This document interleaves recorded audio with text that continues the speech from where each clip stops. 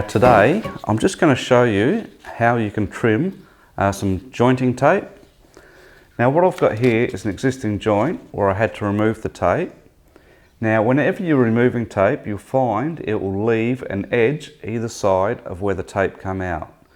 Now you can spend a lot of time preparing all these so the tape will actually fit in there, or you can go through and trim the tape so it fits in there nicely without spending all that time preparing all these edges.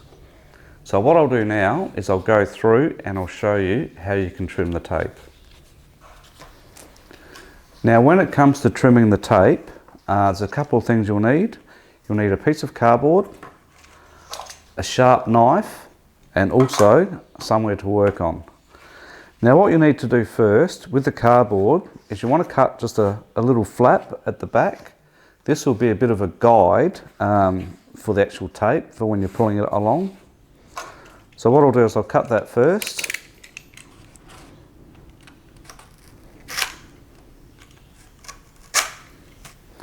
Then I'll turn it around and just score the back of it, don't cut through it. And then I'll just bend that into a little flap.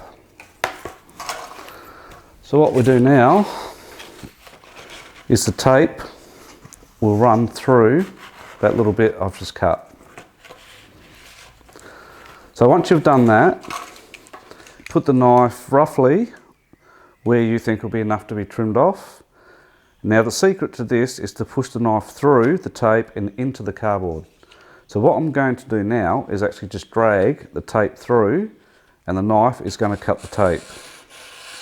And hopefully by doing it this way, you'll get a fairly consistent amount of tape.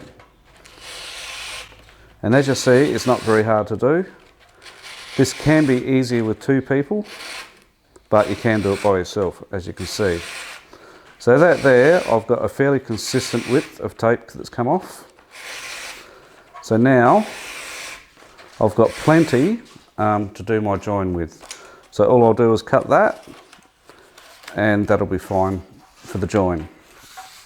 So what you'll find, this will make it a lot easier to bed the tape in when you're flushing the join.